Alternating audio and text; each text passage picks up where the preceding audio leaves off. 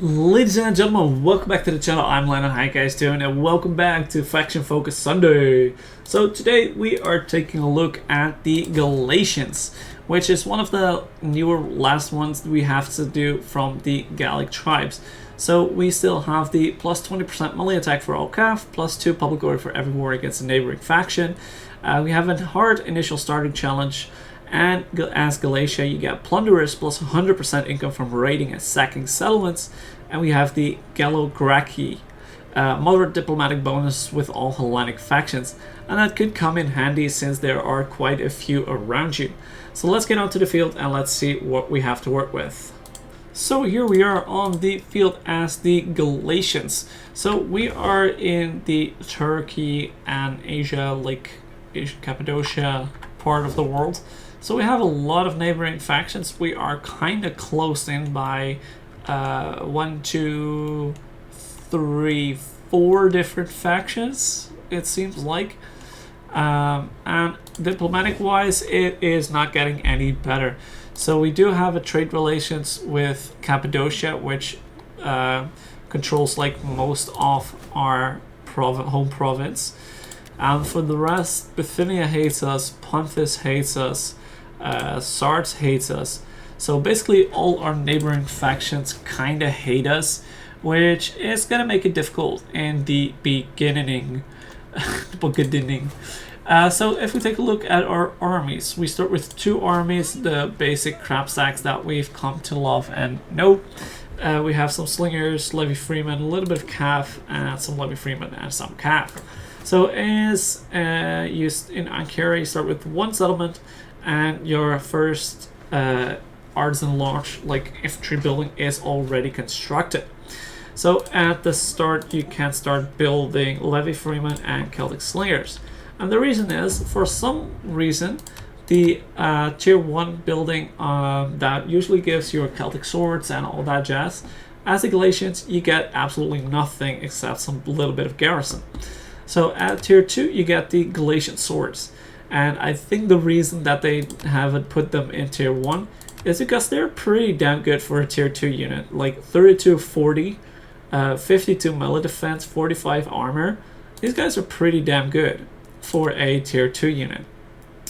Then at tier 3, you get the Galatian legionaries, 40, 40, which is only a little bit better, but the strength is more in the melee defense department, 65-75, where this is 52-45. So you get a lot of extra defense and armor and health for the upgrade. And you get Galatian spears, which are pretty mid, but with a 68 melee defense, they are pretty damn sturdy. And at tier 4, you get the Galatian nobles, which is basically your bigger spearmen, like bigger, better, 74 melee defense, 75 armor, bonus for slart, 36-30. These guys with shield screen and extra charge defense are gonna hold out your line for like a really long time. So these guys are very good. The rest, it gives you absolutely nothing. Then in the warrior lodge, where we saw that I believe it was the Bowie Eye that gave naked swords at tier 2. You get naked swords at tier 3. And honestly, I don't know if that is worth it comparing them to the Gaelic legionaries you can get at tier 3. So I don't know exactly what the thing was with these guys, since I feel like you can get better units. Like if you get a tier 3 here, you have better units than the naked swords, I feel like. So I don't know if that is actually really a good idea, but it is. The option is there if you want it. The craftsman's house gets you skirmishers and then ballistas. So we don't get access to any archers, we just have the Celtic slingers to our disposal. And lastly, we get the cav line in the green line. So we get light cav, like I said a couple times, a decent early game cav, and where the others would go light, medium, heavy, do we get a missile cav, 32 missile damage, But on the other hand, still 42 melee attack, 40 weapon damage, and 56 melee defense. So even without their range capability, this is a pretty decent medium-sized cav. Although if you take a look at their armor, it's only 15, so they'll probably be better at charging and getting quick in and outs and running down units than staying in prolonged combat. At tier 4 you get your noble horse, which is basically your powerhouse of a horseman. Good attack, good bonus versus large, good melee defense, very nice armor, good health, basically everything you need to kill everything around you. So basically that is all we have to work with. We don't get extra special units from the culture thingies. So yeah, you do have a little bit of a variation in your army composition, but it's gonna be mostly like swords and spears and slingers. And you do have some extra mercenaries that gives you a little bit of a touch of the Middle Eastern, with the Eastern Javelins and the Hillmen, alongside some of the Cappadocian cav, which is actually pretty decent cav to start off with.